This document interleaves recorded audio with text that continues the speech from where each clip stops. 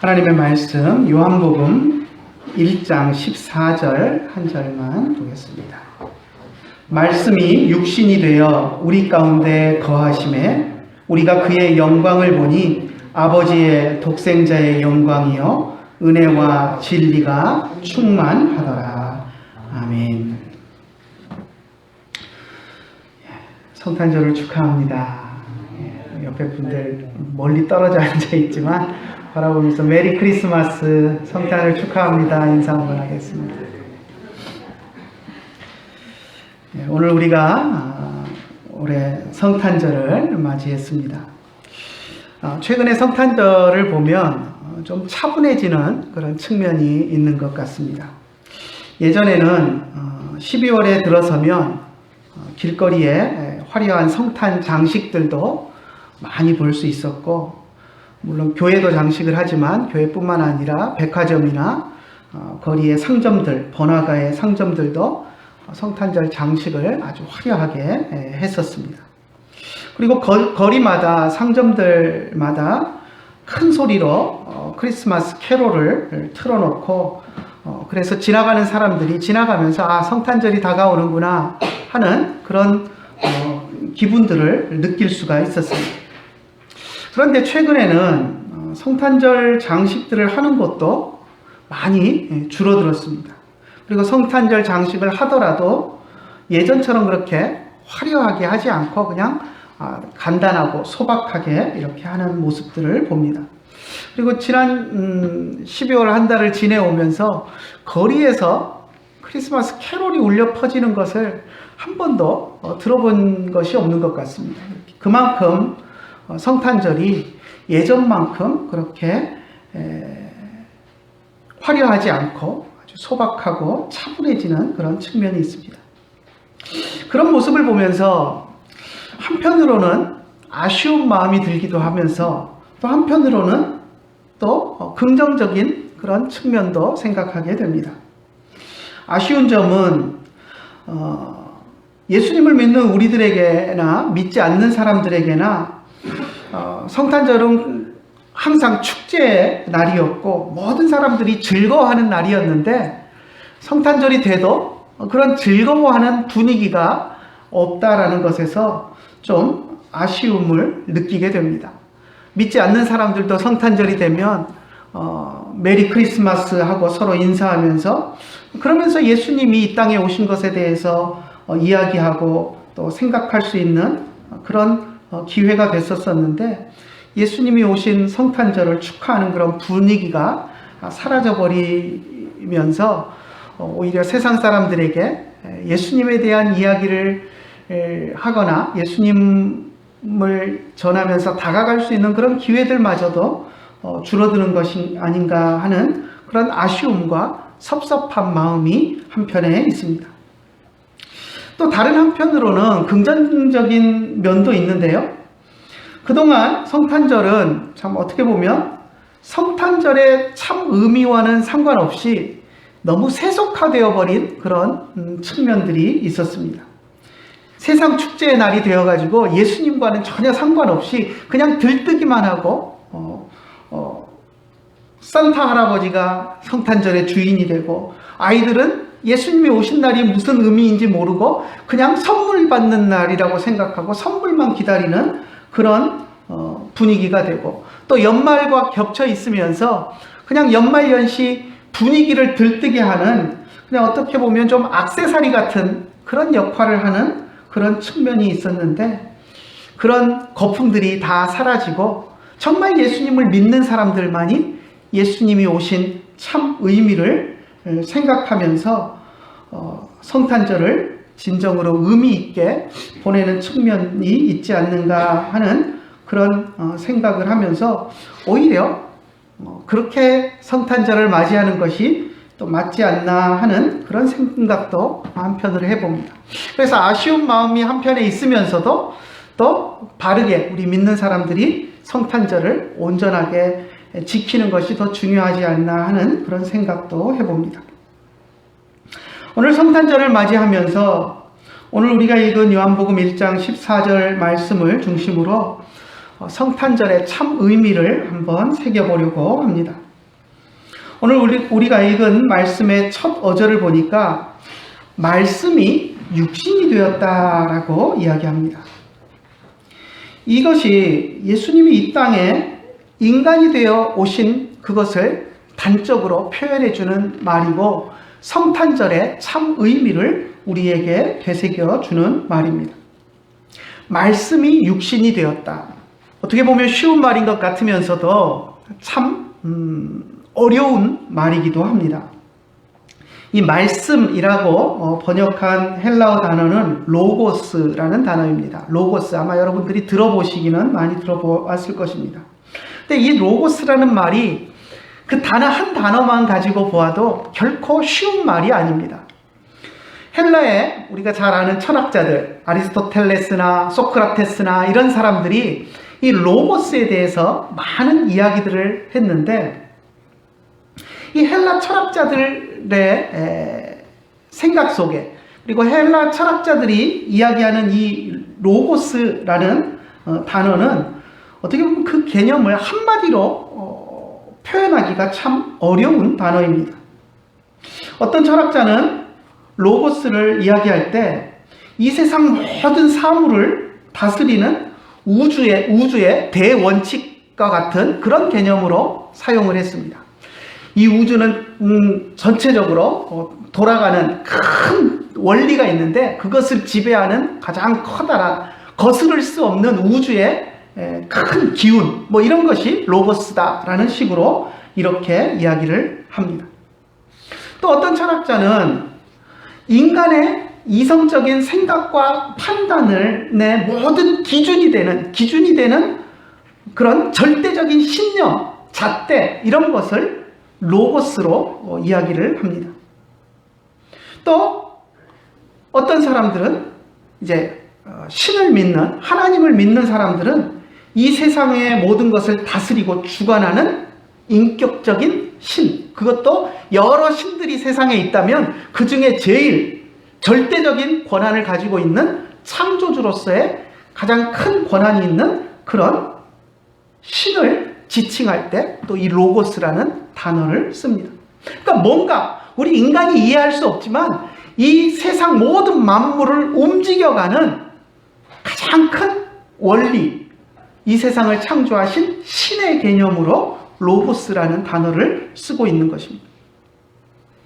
사도 요한이 요한복음을 기록하면서 이 로고스라는 단어를 예수님을 설명하기 위해서 사용했습니다. 그는 이 세상이 생기기도 전부터 하나님과 함께 계셨던 예수님의 존재를 로고스다라고 불렀습니다. 그래서 그는 로고스는 하나님과 함께 계신 하나님이었다라고 요한복음 1장 1절에서 이야기합니다. 한번 볼까요? 요한복음 1장 1절 한번 같이 읽어보겠습니다. 태초에 말씀이 계시니라. 이 말씀이 하나님과 함께 계셨으니 이 말씀은 곧 하나님이시니라. 어떻게 들으면 좀 알쏭달쏭한 말입니다. 하나님과 함께 계셨다. 이 말씀이 하나님과 함께 계셨다. 그러니까 하나님 따로 있고 말씀 따로 있고 이렇게 생각이 되는데 이 말씀이 또 곧 하나님이시다라고 이야기함으로써 알쏭달쏭한 그런 말을 하는 것처럼 느껴집니다. 사도 바울이 예수님에 대해서 이야기할 때 이렇게 이야기한 것은 예수님이 하나님, 성부 하나님과는 독립된 인격체를 가지고 함께 따로 계시지만 결국 예수님의 존재는 하나님과 다르지 않은 하나님과 동일한 본체시다라는 것을 이야기하기 위해서 이와 같은 표현을 썼습니다. 이것은 사도 바울이 예수님에 대해서 이야기할 때 빌립보서 2장 6절에서 그는 근본 하나님의 본체시나 하나님과 동등됨을 취할 것으로 여기지 아니하시고 이 땅에 오셨다라고 표현한 그것과 같습니다. 로고스는 말씀은 성부 하나님과 독립된 인격으로 존재하지만 본질적으로는 성부 하나님과 완전히 같은 하나님이십니다. 그리고 이 세상 모든 만물이 로고스를 통해서, 말씀을 통해서 창조되었습니다. 요한복음 1장 3절에 보면 사도 요한이 이 로고스, 말씀에 대해서 이야기하면서 만물이 그로 말미암아 지은 바 되었다라고 이야기합니다. 이 세상의 모든 것이 로고스를 통하지 않고는, 말씀을 통하지 않고는 생겨난 것이 하나도 없다라고 이야기합니다. 우리는 창세기 1장에서 하나님께서 말씀으로 세상을 창조하셨다라는 것을 우리가 읽게 됩니다. 그리고 첫째 날 빛이 있으라 말씀하시니 빛이 생겼다라고 이야기합니다. 그래서 말씀으로 하나님이 세상을 창조했다라고 할 때 창세기 1장만 읽은 사람들은 하나님이 입으로 있어라, 이거 있어라, 저거 있어라 하고 말해가지고 그 말로 창조했다 이렇게만 이해를 합니다. 하지만 하나님이 말씀으로 세상을 창조하셨다라는 그 개념은 하나님이 입으로 읊어가지고 세상을 창조했다라는 그 개념보다는 물론 그런 의미도 있지만 말씀이신 예수님을 통해서, 로고스인 예수님을 통해서 세상을 창조했다. 말씀이 예수님을 통해서, 세상이 예수님을 통해서 창조되었다라는 그 측면을 동시에 이야기하고 있는 것입니다.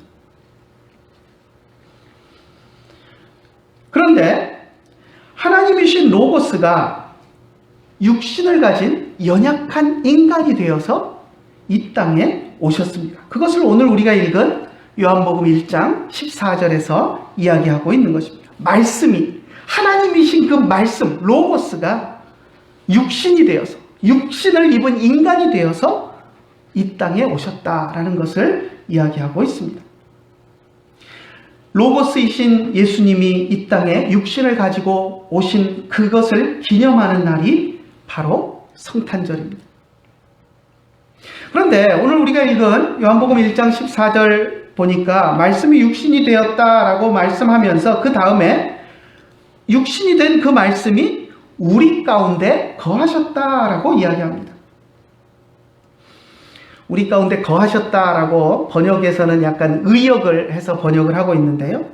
헬라어를 그대로 직역해 보면 어떻게 되냐면 우리 가운데 장막을 치셨다라고 번역이 됩니다. 우리 가운데 텐트를 치셨다는 거죠. 천막을 치셨다. 여러분, 예수님이 우리 가운데 오셔서 천막을 치셨다. 어떤 느낌이 듭니까?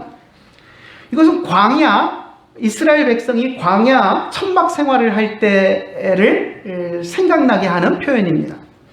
하나님께서 이스라엘을 출애굽시키셔서 이스라엘 백성이 가나안 땅에 들어가기 전까지 광야에서 생활하면서 광야에서 천막을 치고 생활을 했는데 하나님께서 이스라엘 백성에게 명령하시기를 이스라엘 백성들이 거하기 위해서 쳐놓은 천막들 가장 중심에 하나님이 거하신 천막을 치라라고 명령하셨습니다. 우리가 잘 아는 성막입니다. 그죠? 성스러운 천막, 성막을 치라고 말씀하셔서 그 성막을 치면, 천막을 치면 내가 너희들이 쳐놓은 그 성막 안에 들어와서 내가 거하면서 너희들 가운데 머물겠다. 너희들 가운데 있겠다라고 하셨던 것이 성막이었습니다.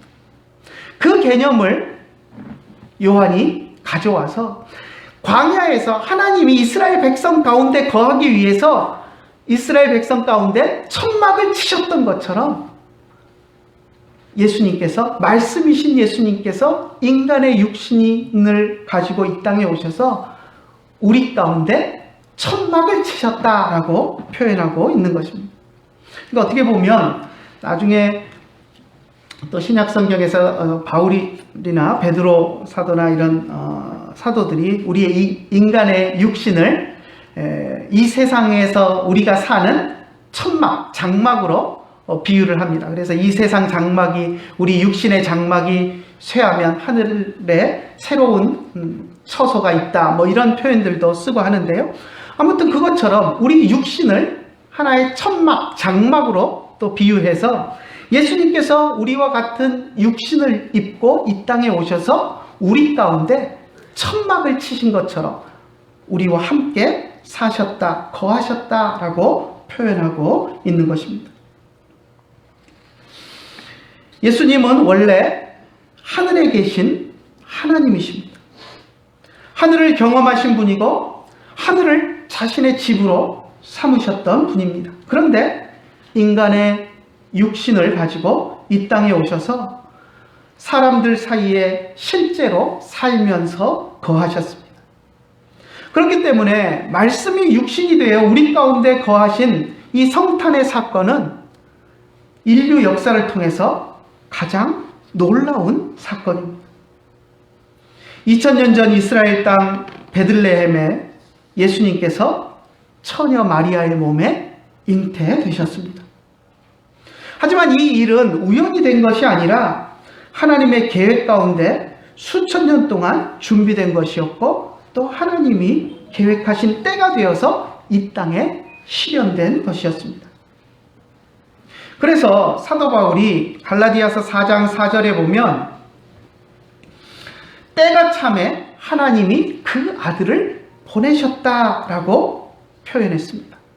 때가 참에 하나님이 그 아들을 보내사 여자에게 나게 하시고 율법 아래 나게 하셨다. 때가 찼기 때문에 하나님이 예수님을 보내셨다라고 말씀을 하고 있습니다. 하나님께서는 아담이 에덴 동산에서 죄를 범했을 때부터 인간을 구원하실 것을 작정하셨습니다. 그리고 그 방법으로 예수님을 이 땅에 보내주실 것을 구체적으로 계획하셨습니다. 아담을 유혹했던 사탄, 뱀을 향해서 창세기 3장 15절에 하나님이 저주하시고 그를 벌 주시는 그 모습을 보면 여자의 후손이 내 머리를 상하게 할 것이다 라고 말씀하고 있습니다. 이것은 여자의 후손으로 오실 예수님께서 남자와 아무 상관없이 여자의 몸에서 태어날 예수님께서 사탄의 권세를 완전히 멸망시키실, 사탄의 권세를 완전히 폐하실 것에 대해서 예언한 말씀이었습니다. 여자의 후손으로 오실 예수님을 하나님이 보내셔서 인류를 죄로 억누르고 있는 사탄의 권세를 깨트릴 것을 선포하신 것이었습니다.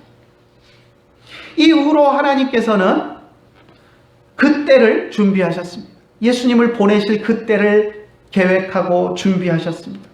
그리고 많은 선지자들을 통해서 예수님이 이 땅에 오실 것에 대해서 예언했습니다. 수많은 구약의 예언들이 있지만 몇 가지만 살펴보면 이사야 선지자는 예수님이 오시기 700여 년 전에 예수님의 때를 예언했습니다. 이사야서 7장 14절 한번 같이 읽어볼까요? 보라, 처녀가 잉태하여 아들을 낳을 것이요 그 이름을 임마누엘이라 하리라. 예수님이 처녀 마리아의 몸에서 태어날 것을 이사야 선지자가 예언했습니다. 또 이사야서 9장 6절에 한번 볼까요? 이는 한 아기가 우리에게 낳고 한 아들을 우리에게 주신 바 되었는데, 예수님을 우리에게 구원자로 주실 것을 하나님께서 이사야를 통해서 예언을 하셨습니다. 그렇게 이런 이야기들을 하면서 9장 1절을 보면 만군의 여호와의 열심이 이것을 이루실 것이다 라고 이야기합니다. 예수님을 하나님이 보내실 것에 대해서 예언했던 이사야는 하나님의 열심이 이것을 이루셔서 때가 되면 예수님을 보내주실 것에 대한 예언을 하고 있는 것입니다. 예레미야 선지자의 예언 한 가지를 더 볼까요? 23장, 예레미야 23장 5절인데요. 같이 한번 읽어봅시다. 보라, 때가 이르리니 내가 다윗에게 한 의로운 가지를 일으킬 것이다. 다윗의 후손으로 예수님을 보낼 것을 예레미야 선지자를 통해 또 예언하셨습니다. 이렇게 많은 선지자들에게 예수님의 오실 것에 대한 예언을 하게 하셨던 하나님은 그 계획하신 대로 때가 되었을 때 처녀 마리아의 몸을 통해서 예수님을 이 땅에 보내셨습니다. 이 땅에 오신 예수님을 통해서 우리는 그분의 영광스러운 모습을 보아야 합니다. 아기 예수님으로 이 땅에 오셨고 우리와 똑같은 육신을 입은 인간의 모습으로 오셨지만 그 속에서 우리는 하나님의 영광을 보아야 합니다. 육체를 가지고 우리와 같은 인간의 모습으로 이 땅에 오셨지만 예수님은 로고스, 말씀이시고 하나님이시기 때문입니다. 우리가 예수님을 하나님의 아들이다라고 부릅니다. 하나님의 아들이라고 부르는 것은 예수님이 하나님보다 작다는 의미가 아닙니다. 우리가 오해하는 것이 하나님의 아들 그러면 하나님은 아버지니까 좀 더 크고 높고 아들은 그보다 좀 못하고 이렇게 생각하는 것이 우리 보통 생각인데 결코 하나님의 아들이라는 표현은 그런 의미가 아닙니다. 하나님께서 예수님을 하나님의 아들로 표현하셨던 이것은 예수님이 하나님보다 작다는 의미가 아니라 하나님과 동일한 본체, 동일하다라는 것을 이해하기 위해서 하나님의 아들이라는 표현을 썼습니다. 하나님과 똑같은 존엄과 영광을 가졌다라는 그러한 표현인 것입니다. 예를 들면 왕을 생각해 봅시다.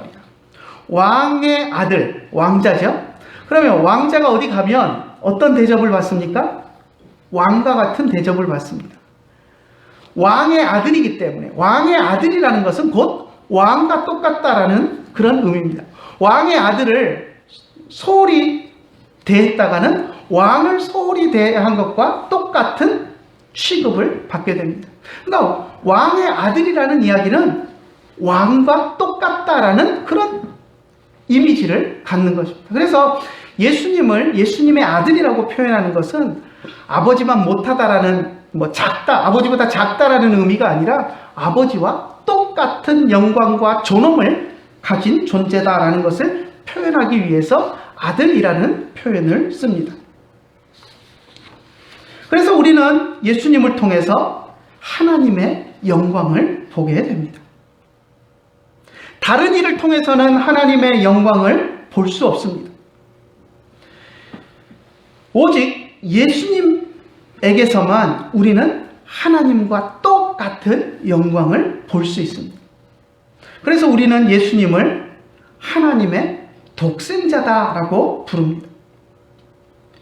요한도 예수님의 영광을 보면서 하나님의 독생자의 영광을 본다라고 표현했습니다. 말씀이 육신이 되어 우리 가운데 거하심에 우리가 그의 영광을 보니 아버지의 독생자의 영광이다라고 표현했습니다. 예수님을 통해서만이 하나님의 온전한 영광을 볼 수 있기 때문에 예수님을 하나님의 독생자, 다른 아들, 하나님의 영광을 온전히 우리에게 보여주는 다른 존재는 없다. 예수님만이 유일한 하나님의 영광을 보여주는 그분의 실체다라고 표현하기 위해서 하나님의 독생자다라는 표현을 쓴 것입니다. 그리고 그 영광 속에는 하나님의 은혜와 진리가 가득 차 있다라고 표현했습니다. 2000년 전 베들레헴에서 아기 예수님께서 이 땅에 태어났을 때 아기 예수님의 모습을 통해서 하나님의 독생자의 영광을 본 사람들이 있었습니다. 대표적인 사람들이 누구입니까? 동방박사들입니다. 아기 예수님을 통해서 그들은 하나님의 영광을 보았습니다. 그들은 하나님의 예언을 따라서 예수님을 기다리던 사람이었습니다. 별을 보고 먼 길을 달려와서 아기 예수님께 경배했습니다. 왜 그들이 먼 길을 달려와서 갓 태어난 아기 예수님께 경배했을까요? 그분은 우리 육신만으로 볼 때는, 육신적인 모습으로만 볼 때는 그냥 갓난 아기에 불과했지만 그분 안에는 하나님의 독생자의 영광이 있기 때문이었습니다. 그래서 동방박사들은 아기 예수님 앞에 무릎을 꿇고 그에게 가장 높은 존경과 영광을 표했던 것입니다. 아기 예수님 안에 하나님과 같은 존엄과 영광이 있었기 때문이었습니다. 동방 박사들은 그것을 보았던 것입니다.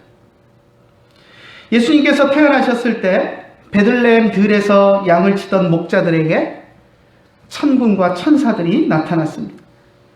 그리고는 찬송을 합니다. 지극히 높은 곳에서는 하나님께 영광이요 땅에서는 하나님이 기뻐하시는 사람들 중에 평화로다라고 찬송했습니다. 지극히 높으신 하나님의 영광이 아기 예수님을 통해서 세상 사람들 가운데 평화로 임했다라는 것을 찬송한 것입니다. 이 찬송을 통해서 천사들은 하나님의 영광을 이야기하기도 했지만 동시에 예수님의 영광을 이야기했습니다. 하나님을 찬송하기도 하지만 동시에 예수님을 찬송한 것이었습니다. 이 천사들의 찬송을 듣고 들에서 양을 치던 목자들이 예수님을 찾아가 예수님께 달려가 아기 예수님께 경배했습니다. 마국간에 초라하게 태어나 있는 어린 아이에게 그들이 왜 찾아가서 경배했겠습니까? 예수님 안에, 아기 예수님 안에 하나님의 독생자의 영광을 보았기 때문입니다. 올해도 우리가 어김없이 성탄절을 맞이합니다. 12월 달력 안에 빨간 글씨로 성탄절이 표시가 되어 있습니다. 그리고 뉴스나 언론에서도 성탄절이라고 보도를 합니다. 예전만큼 막 이렇게 성탄절에 대해서 이야기하는 분위기는 아니지만 그래도 성탄절이 되면 뉴스에서 성탄절 풍경들을 각 세계에 또 뭐 베들레헴에 있는 예수님 탄생교회나 이런 곳들에 예배드리는 모습 이런 것들을 간단하게 전하면서 오늘 성탄절이 되었다라는 것들을 언론에서 이야기를 합니다. 또 성탄절 거리 풍경들을 보여줍니다. 그런데 성탄절인 것을 알면서도 이 땅에 오신 예수님을 통해서 하나님의 독생자의 영광을 보는 사람들은 많지 않습니다. 그냥 성탄절을 맞이하면서 크리스마스 또 왔네, 연말이 되었구나, 그냥 들뜬 분위기에 보내는 사람들은 많지만 성탄절의 참 의미를 되새기면서 우리를 위해서 이 땅에 오신 아기 예수님의 그 모습 속에서 하나님의 독생자의 영광을 보는 사람들은 많지 않은 것을 보게 됩니다. 오늘 성탄절을 맞이하면서 그냥 크리스마스 또 돌아왔네 하고 하는 그런 분위기에 젖지 마시기를 부탁을 드립니다. 노래도 있죠. 크리스마스 또 돌아왔네. 그냥 의뢰 해마다 연말이 되면 돌아오는 그런 크리스마스라고 생각하지 않으시기를 부탁을 드립니다. 예수님이 왜 이 땅에 오셨는지, 예수님이 왜 인간이 되셔야 하셨는지, 또 예수님을 통해서 하나님의 독생자의 영광을 볼 수 있는 여러분들이 되시기를 간절히 축원합니다. 오늘 아침에 페이스북을 잠깐 봤는데 많은 분들이 성탄절 막 인사를 올리는데 어떤 목사님 한 분이 예수님의 생신을 축하드립니다 하고 이렇게 글을 올린 것을 보았습니다. 근데 사실 생각해보면 그 말은 틀린 말입니다. 예수님의 생신입니까 오늘이? 우리는 생일이 없다가, 우리는 생명이 없다가 이 세상에 태어나는 순간 생명을 얻습니다. 그러니까 우리에게는 생명을 얻은 축하할 날이 생일입니다. 그죠? 그런데 예수님은 이 땅에 오신 그날이 탄생일이야. 우리가 뭐 탄생이라는 표현을 쓰지만 결코 예수님이 이 땅에 오신 그것이 예수님의 생일이 아닙니다. 없던 생명이 예수님이 그때 생겨났습니까? 아닙니다. 하나님으로 존재하시던 그분이 인간의 몸을 입고 이 세상에 오신 그날이지 그것을 탄생을 축하합니다 라는 표현을 쓸 말은 아니라는 거예요. 오히려 예수님의 입장에서 보면 자유로운 모든 것을 할 수 있는 하나님이신 신적인 존재에서 모든 능력을 다 제한하고 인간이 되어서, 보잘것없는 인간이 되어서 모든 자유를 속박당하고 우리를 구원하기 위해서 이 땅에 오신 날이기 때문에 사실 예수님께 축하드립니다 할 말은 아니라는 것을 우리가 생각해야 됩니다. 우리가 그런데 왜 성탄을 축하합니까? 성탄을 축하하는 것은 우리 입장에서 축하하는 겁니다.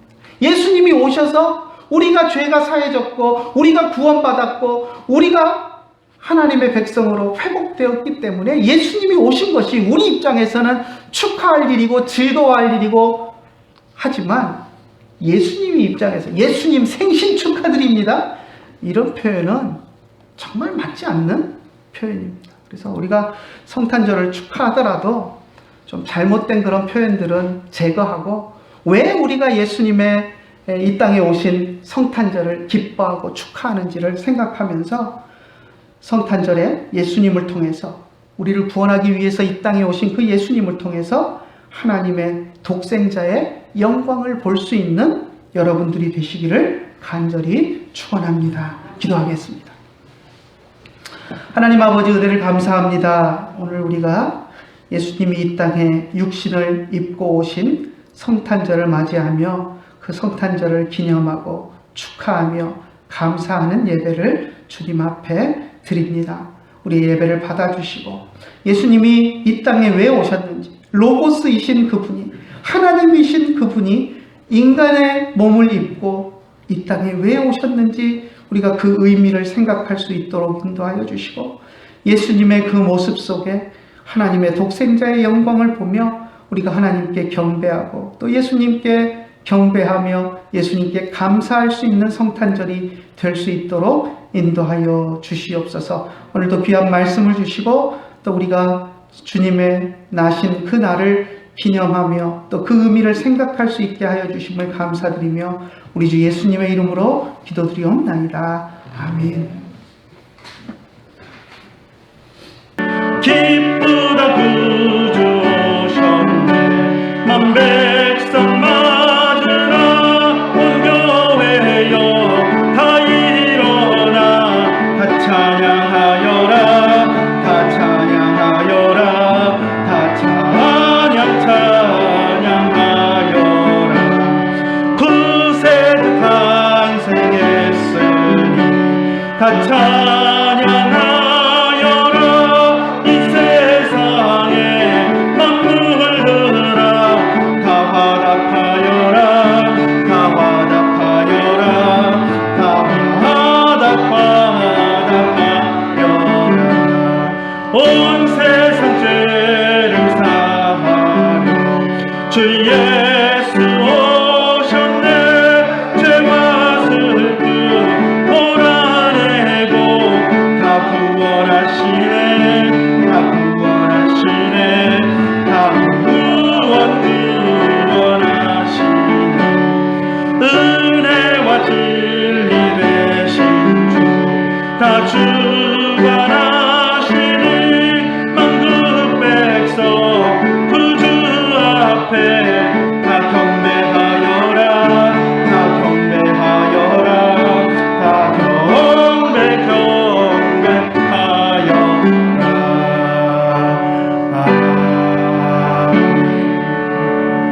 기도하겠습니다.